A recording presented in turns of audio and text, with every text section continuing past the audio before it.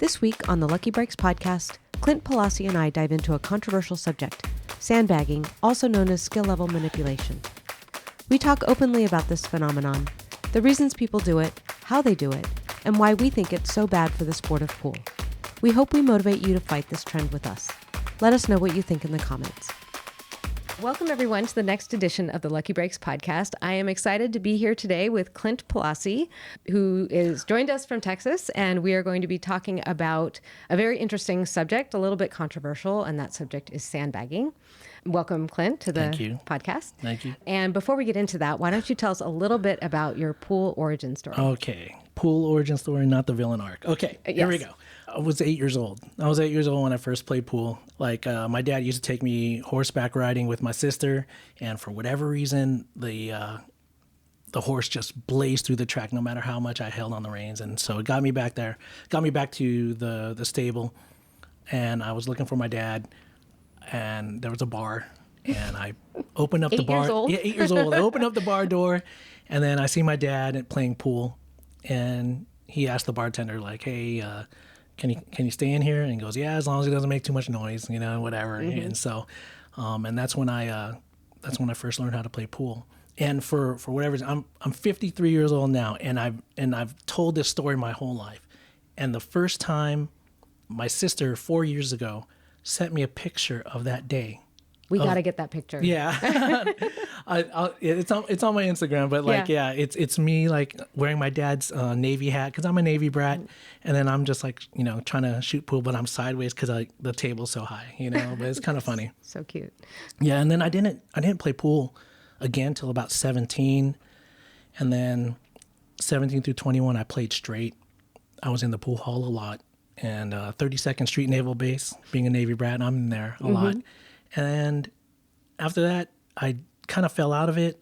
And then all of a sudden, I picked it back up again around 24, 25. And then someone picked me up on the Navy PA team. You got recruited. I got recruited. And then they started me off as a 4, and I had 2 break-in runs. Oh, my God. This is before, speaking of sandbagging, right? Yeah. This is before they it was kosher to start your players at a higher level. That's right. And then I became a 7 in 2 weeks, and then the rest is history. Yeah.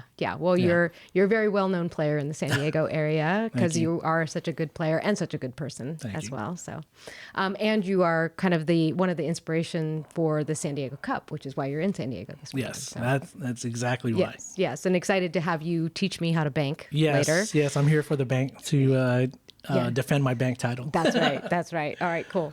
Well, okay, so before we talk about why people sandbag, why don't you tell the audience a little bit about what you mean by sandbagging? Okay, sandbagging, it comes down to one word, is deceit. When you're hiding your true ability to take advantage of it later.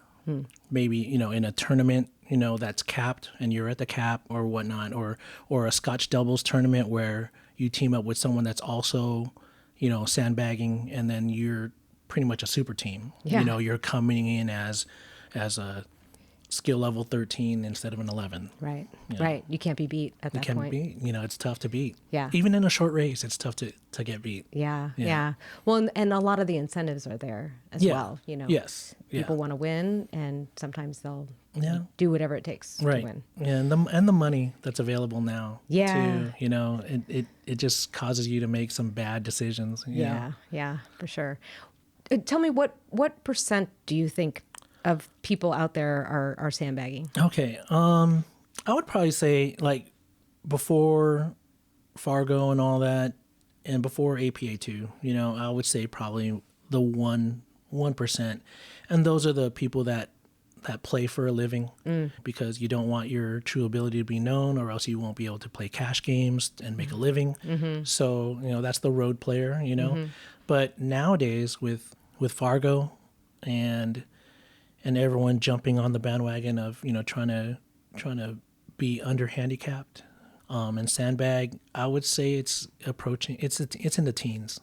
And that it's a sad thing to say, because that's a huge jump. Yeah. With the population of pool players, that's a huge jump. And do you think it's happening in certain localities, or do you think it's across the nation kind of thing? You know what? I hate to say it, but it started in the Southwest. Oh. South Central. Yeah. Texas, Oklahoma, and Louisiana at one time were probably the hotbeds of sandbagging, where it's run rampant. And it's sad to say, I think everyone has their patient zero of this epidemic. California does, and everyone has that one. They know that one person that's absolutely unequivocally sandbagging. Yeah. And under-handicapped. And we're not talking about 20 points in Fargo. We're talking about 100. And at this point, if you're going into a tournament and you see that person, that known sandbagger, is in the bracket, do you just kind of like cross your fingers and hope you don't come across them and somebody else knocks them out? Or you get, your initial reaction is probably like a little bit upset, but if you have the right attitude where you just I don't care, I just don't care. I'm just going to play the best game I can play. Yeah. But that takes it. You have to be special to take that attitude. And it's tough. It's tough when you see enough people that are not their skill level. Now, I understand there are people that just cry wolf and they think anyone that shoots good is a sandbagger. It's no, like not everyone is, but you can tell the skill set and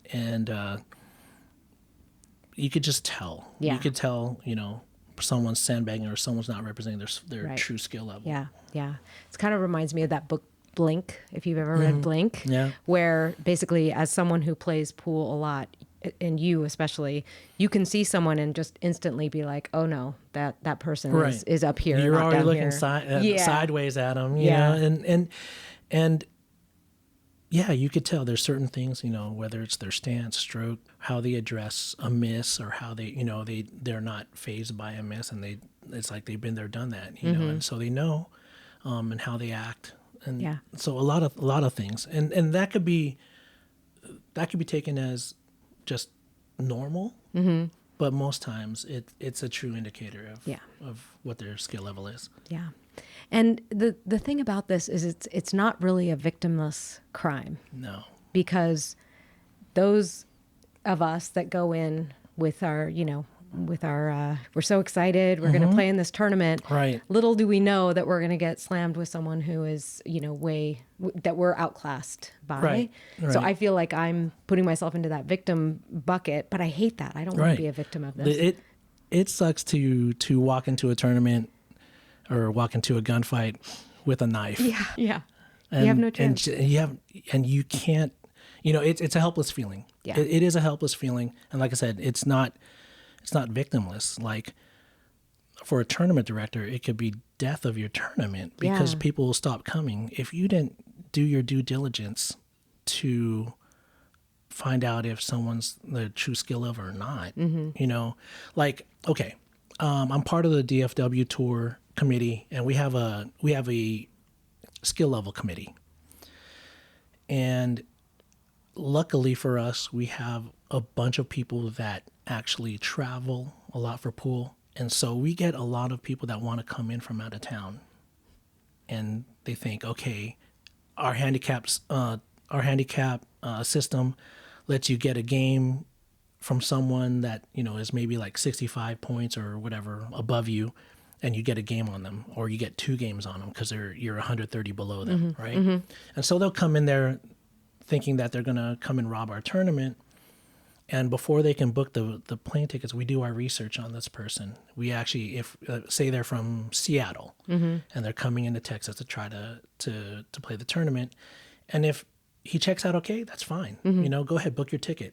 But if we have some reservations about your skill level, and say low robustness or whatnot, or we hear, we know people that know your true ability, or we even Google you and we see you playing a money match on YouTube. Yeah. You're not going to play. You're not going to come. So we say, don't book your ticket, stay at home, and thank you for wanting to play, but no, thank you. If you're going to play, you're going to play, like say they try to come in at a 550.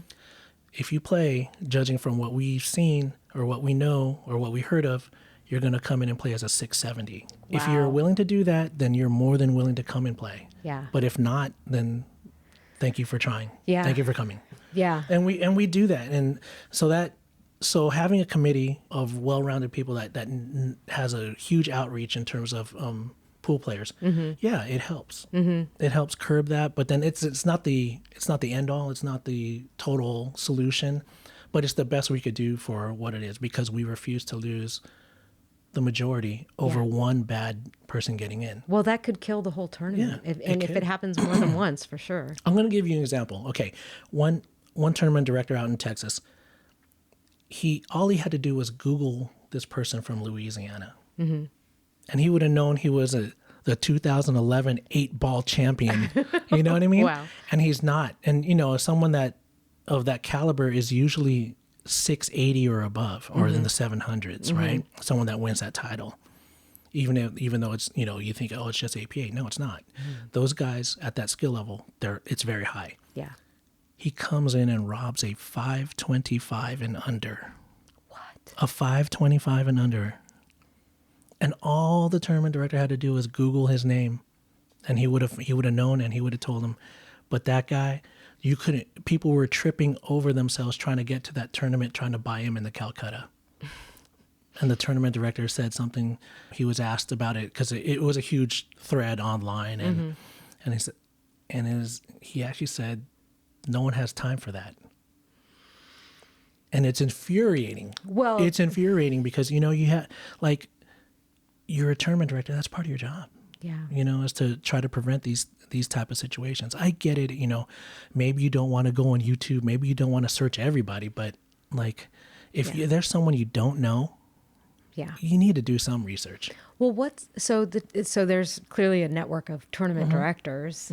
I don't know if it's organized or if there's any sort of code of conduct for tournament directors. Seems like maybe there could be, but I'm also curious what's in it for the tournament director to let these folks through.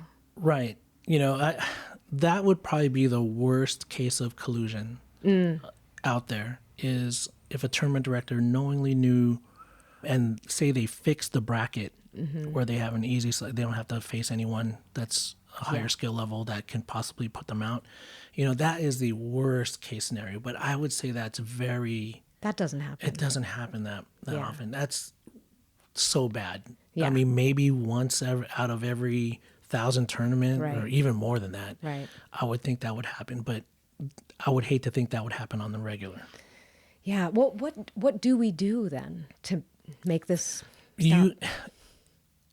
Unfortunately, some tournament directors feel that it's not worth their time, or they don't have the time for that. They just want to run a tournament for the bar, get some drinkers in there, get some alcohol in there, and then just be done with it. And okay, I helped the bar out. Okay, you guys had some fun. Okay, I'm out. Yeah.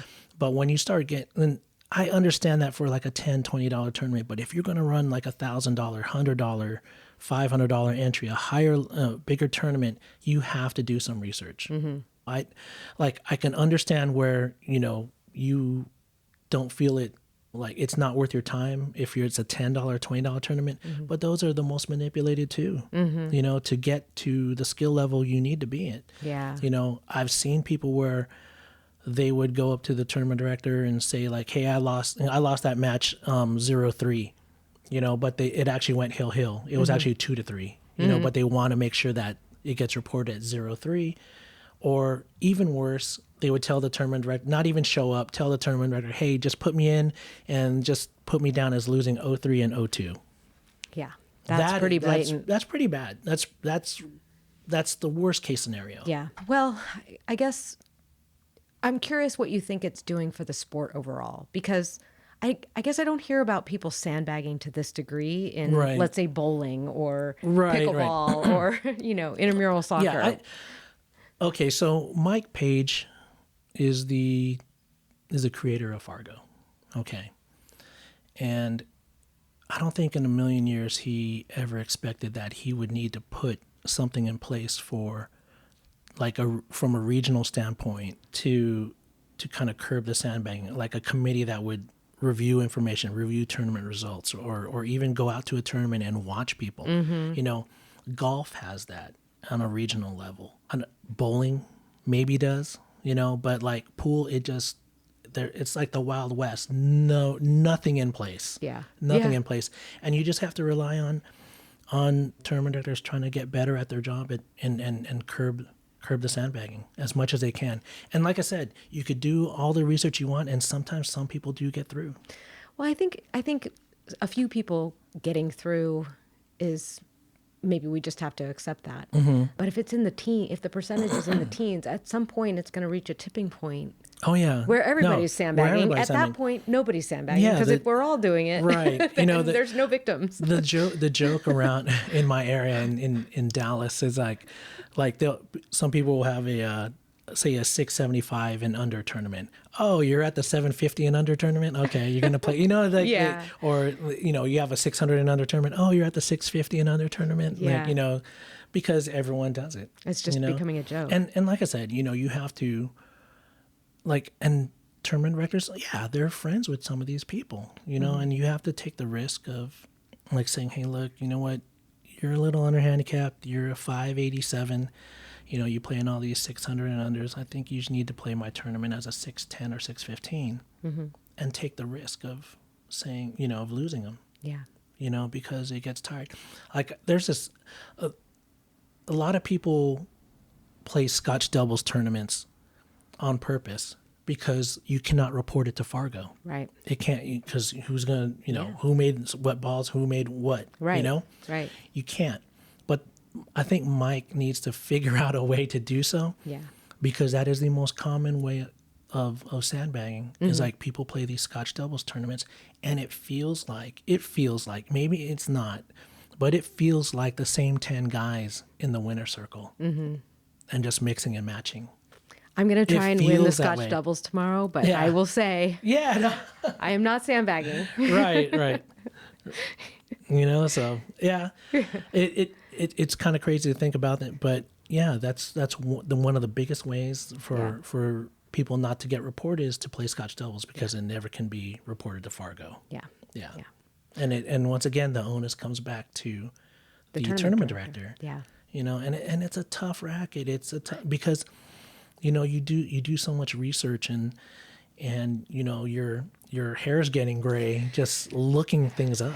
Well, I had an idea while you were talking about that because, I was thinking maybe there's an AI solution to this where you just feed a lot of information into a model and it could actually spit out the right skill level for these people. Never know. You want to be in charge of that? I don't know. Maybe that's my next little venture. Is I build a add-on to Fargo that says, okay, let me put all this data in. Right. And I won't say that Mike just because the math is good. Yeah. When players are at their true skill level, you'll see a lot of like the Fargo races. You'll see a lot of hill matches, which is makes it great. It's a great system. Yeah. The math is good, but the manipulation. There's no policing that. Yeah. Now, Mike has looked at some weird tournaments, like group of tournaments. He'll look at a group and say, like, how do these 8 people always benefit from these tournaments? People created fake tournaments. Yep. Fake tournaments, and the only reason why is because someone from that tournament that didn't play this fake tournament moved up, and they asked why I never play these matches. And that's how they found out about the fake tournaments because they would put like 64 people, 32 people, 64 people, and the same 8 people were benefiting from it from getting their Fargo lowered. So who was behind it. Yeah. Human beings are the worst. We're the worst because we just can't.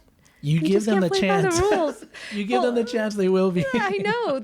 Everybody's always looking for some edge. Yeah. Everybody's always looking for some edge that will give them that advantage. Right. Even when, I don't know, even when the benefits are not, it's not life-changing benefits here. No. And I think. Are you moving up a tax bracket? Right. The money? Exactly. I don't know. Yeah. I don't know. I guess I don't think they're reporting this to their tax. No. Anyway, but like I said, what makes someone decide to do that? Yeah. And like I said, maybe it's someone that that probably couldn't achieve that on their own, and so they said, okay, all right, I'll be the best, at this skill level, and I'll lower my skill level, and I'll be the best at that. Yeah.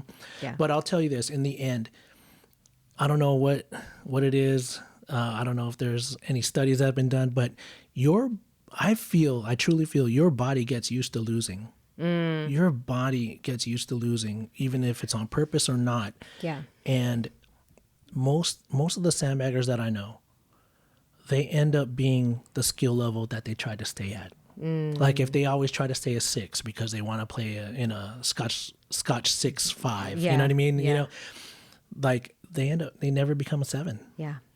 I think your body does get used to losing, and it can't get out of that rhythm. Right. You have to be super special to be able to turn it on. Right. And I think, like I said, in my history of like these types of pool players, they stay their skill level. Like if you're a 580, you're a 580. Yeah. You end up becoming what you try to sandbag at. Yeah. So it's kind of weird. Maybe it's karma. I don't know. Well, it's funny you keep mentioning these Fargo ratings that are nowhere near my little measly 460. But that kind of gets me to a place where I want to talk about what I can do. I know when I'm playing someone, and it's usually APA because those are more often handicap races, and I start to suspect my opponent is manipulating skill level or has manipulated their skill level, and so I'm basically playing against someone much bigger.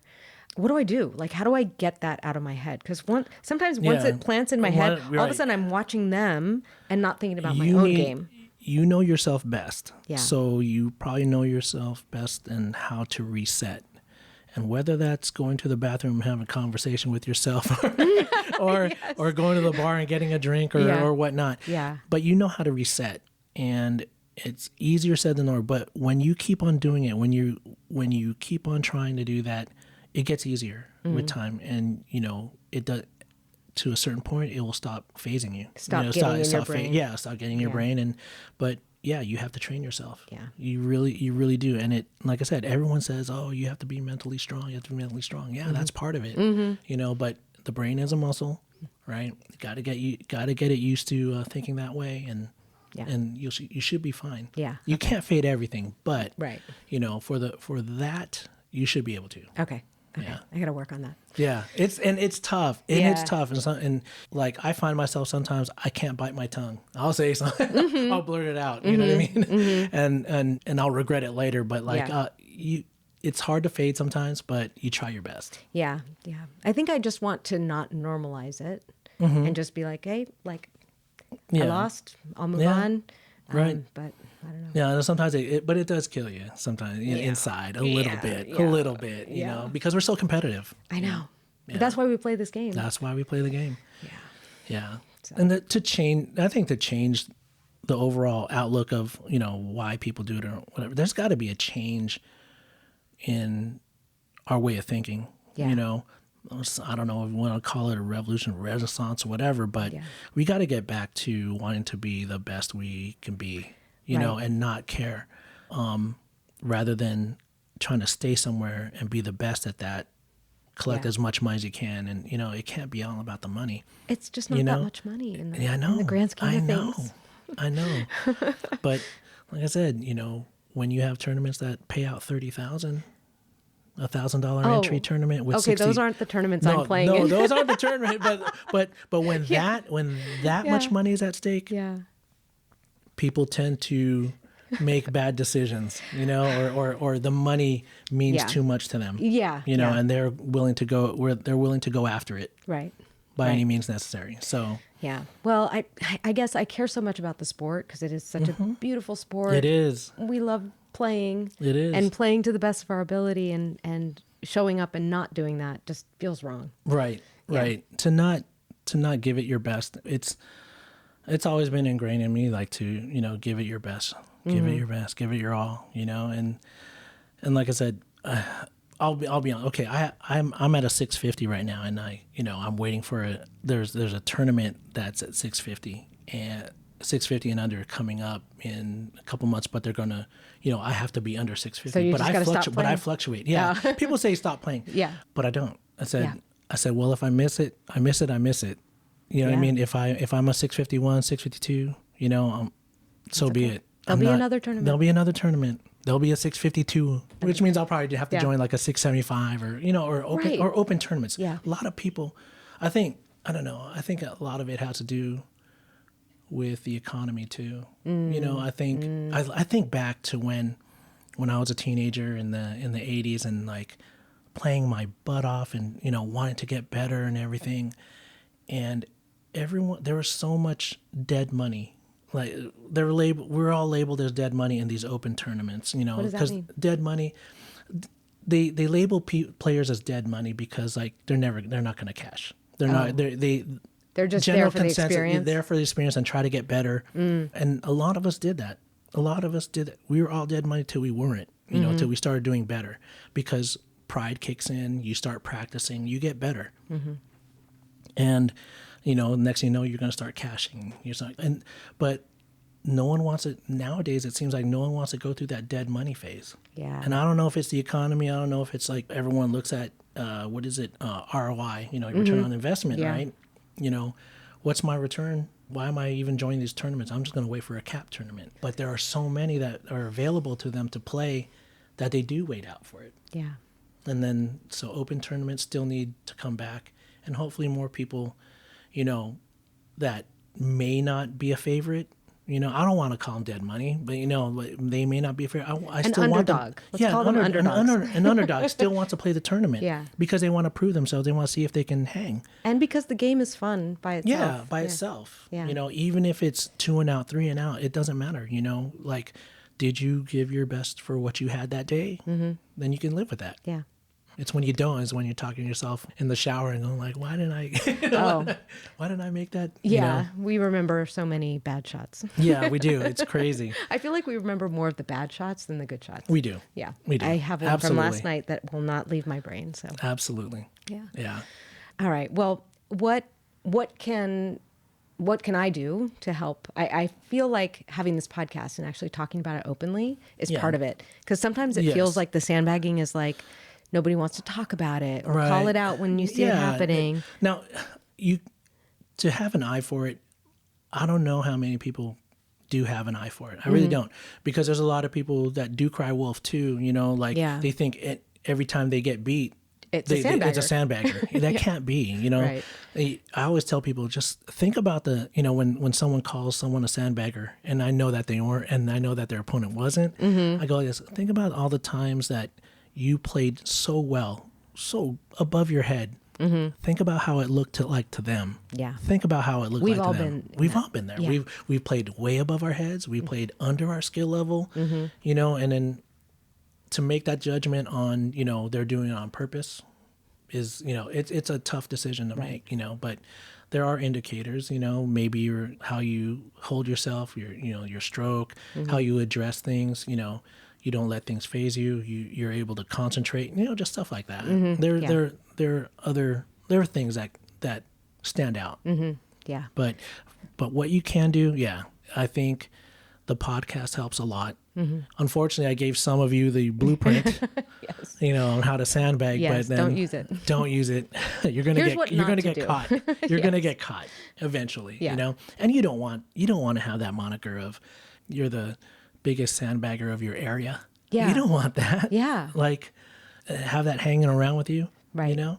Congratulations. You won X amount of money. Yeah. Good for you. Good for you. Yeah. But the rest of us are here to have a good time and build community. Because it is about community as well. It is. And, you know, you don't want it. It's not cheesy at all to say that. It's probably why I come back to San Diego a lot, because what I see out there, it's ruined it a little bit, you know, for some people. It hasn't for me yet, you know. I'm still playing pool, but, but it has ruined it for some people. And there's something, you know, when I always come back to San Diego, there's something pure about the players and the people, you know. And it's like, okay, it hasn't been like infected, as bad polluted as bad as the rest of the country. You know? So that's why, I mean, that's why it's always enjoyable coming back. I know. We do have such a special vibe Yes, around here. You do. And that's why you're trying to kind of nurture it a little bit, and trying to preserve it. Yeah, for sure. But you do have to get exposed to some of it and see if you can, like, I guess, not get fazed by it as much. Right. Or curb it. Yeah, and I think talking about it openly will help rather than just letting it happen and letting us get angry about it. I think if we just talk about it openly and point it out if we see it. Yeah. That's the best we can do. And like it's probably like the biggest onus is on the tournament director. It really is, and just got to do the research and the due diligence. What that due diligence looks like is different from tournament director to tournament director. Yeah. It really is, Some, I just put the names on the sheet and pick them randomly, and there you go. Doesn't even have to be their real name. Yeah, so. Yeah. Well, maybe we can make a tool out there or something. Yeah. We can just plug it in. Right. Okay. That'll be your job. I start vibe coding it.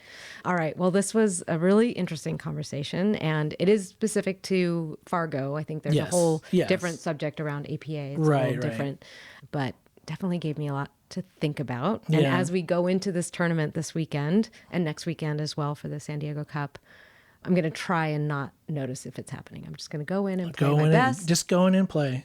And hopefully don't even look at the bracket. Hopefully people will accuse me of sandbagging, because that will mean I'm playing so good above your skill level. Above my weight. That would be great, but trust me, I'm not sandbagging. Yeah, just don't look at the bracket. Yeah. Just wait till you're called up. Yeah, just go in and then focus on the table. Don't look at what they're doing. Okay. Yeah. All right, cool. Well, we have come to the final segment, which is the Magic 8 Ball. Oh my goodness. Okay. So I hear you have a question. So go ahead and grab the Magic 8 Ball. Ask it your yes or no question. So selfish. Yes.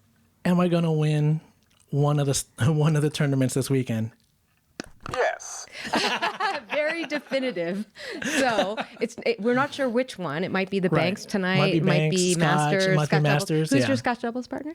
Kat again? No, Jamie Moreno. Oh, Jamie. Fantastic. Yeah. Nice. Yeah. All right, cool. You know what's funny? I won this the Jack and Jill Scotch doubles in I think 2012 with her mom. Oh, yeah, that's my partner. That's so nice. That's so cool. Well, thank you so much for being on the podcast. Really appreciate you and glad we get to hang out this weekend. Yes. And with that, thanks everyone, and we'll see you next time on the Lucky Breaks podcast.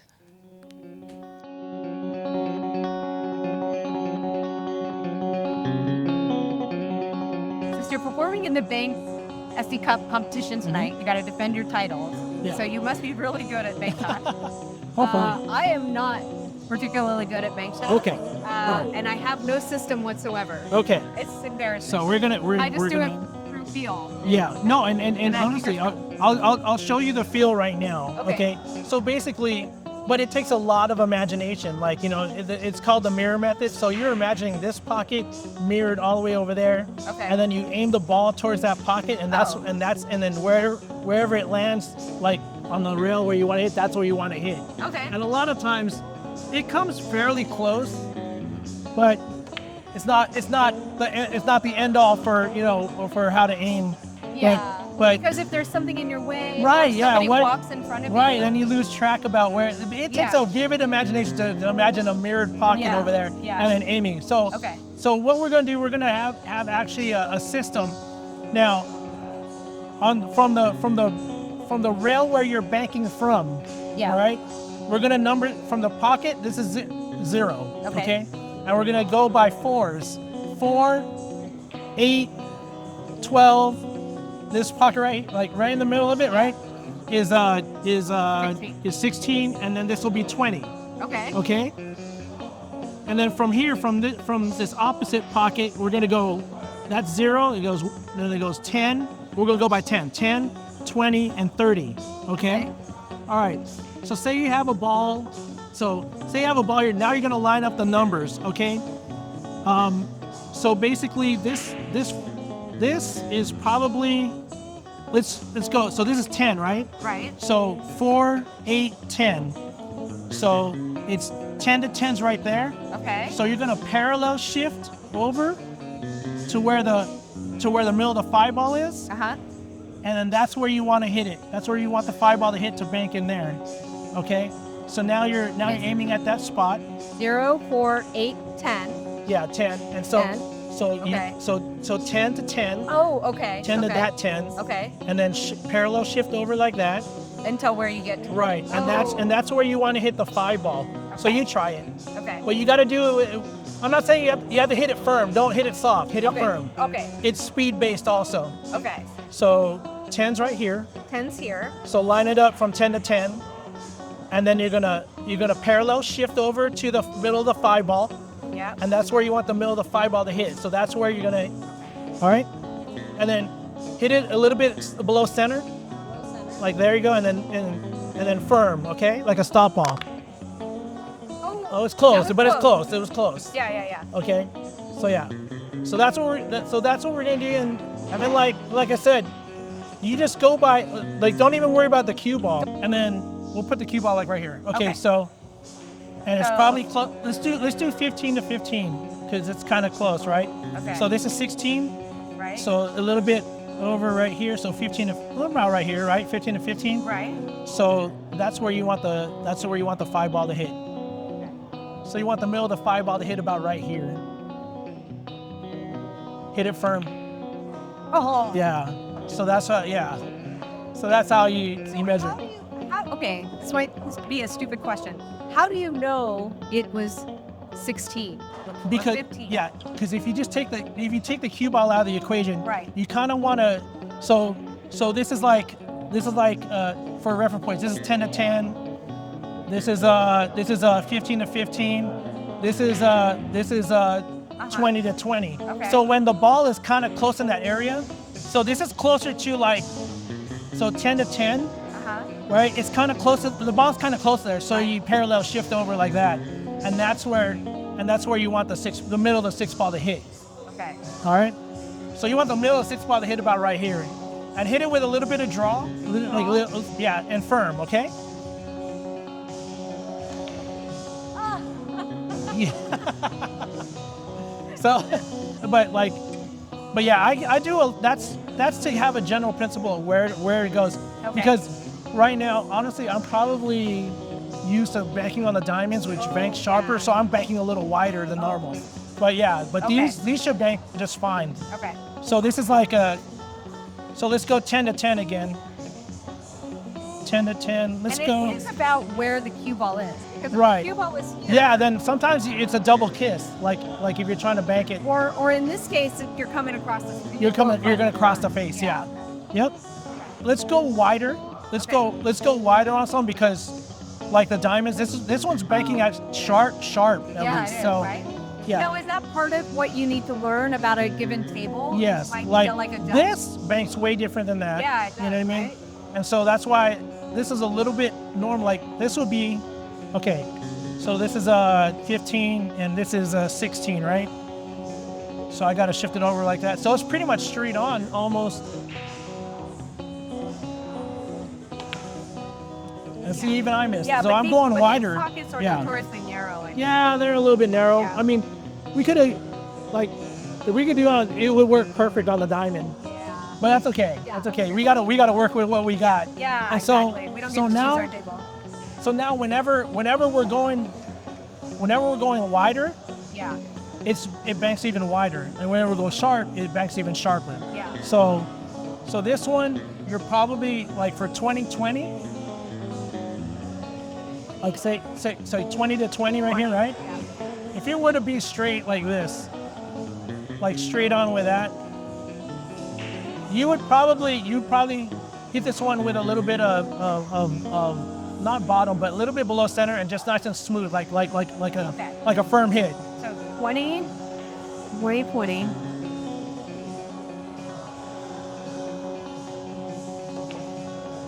Okay, that's closer. That was really That's much closer. Yeah. But when you do it here, when the angle gets thinner, Yeah.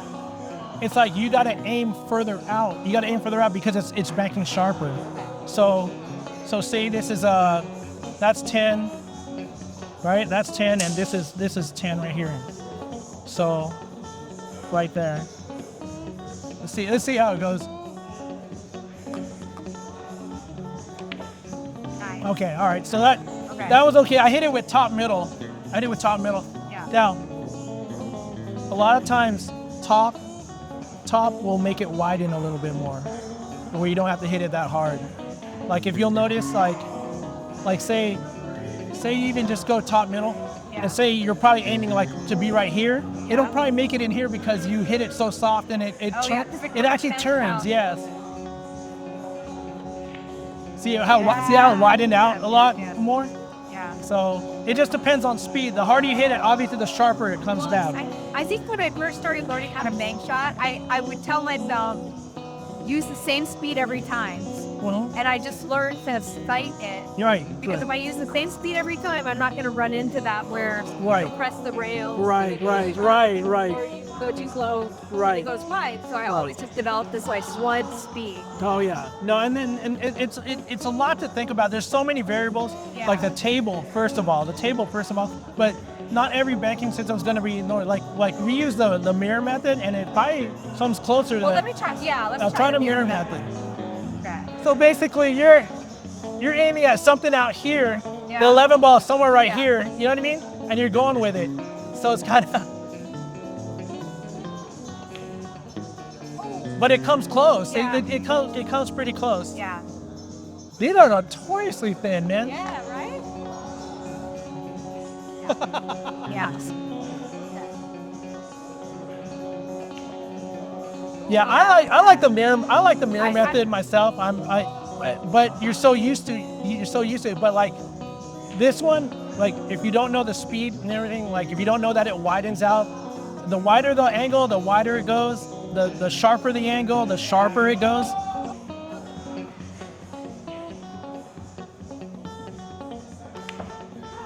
Okay, You make fine. it look so easy. I think I am putting some sort of. I think you know what it is. I think I'm focused so much on where that's going. I'm not actually watching where.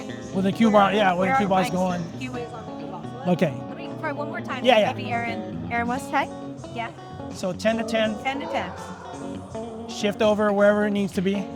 Not very much. Just like Yeah, not very that, much so, yeah. Okay, so right there. All right. Okay.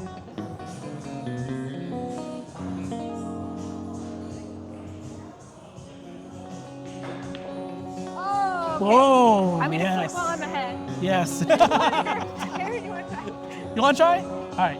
All right. So you kind of line up what it's close to. Like say 16 is right around there for 16, and so 16 to 16, and then you match the numbers, and then you parallel shift to where you want. So you want the middle of the 13 ball to hit right there. So actually you're aiming like a little bit, you know. So 16 to 16 is about like right here, about right there, and we're gonna parallel shift over like that. And that's where you want to hit. You want the middle of the 13 ball hit right here. Okay. All right, and then hit it with a little bit below center, like a stop ball. Okay.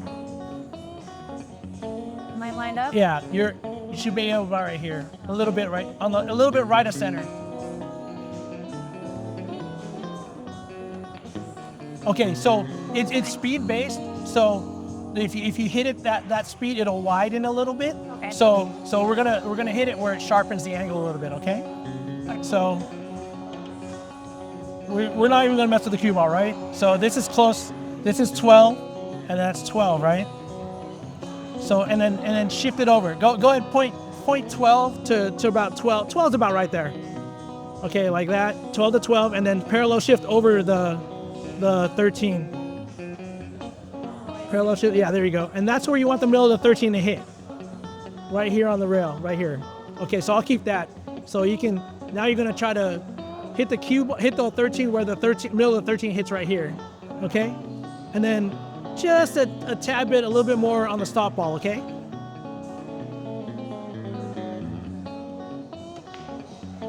There you go. I Perfect. got one. Yeah. So it's like I think when they're really off angle, when they're not almost at. I think is where I tend to get a little confused on measuring it out. Okay, so let's do this. So to bank it in here, that's 20. Where's 20? Is that close? No. Yeah. Let's go. Wait, 15 and 15. So 15 and because this is 16, right? So Yeah. 15 is about right here. So it's closer, so kind of shift over like that. And that's where you want to hit. You want the middle of the 10 ball to hit right here. Okay, so aim the cue ball to the 10 where you're going to hit that, the middle of the 10 is going to hit about right there. And then you can hit this one firm, okay? Like a little bit of, not draw, but a little bit of softball, like firm.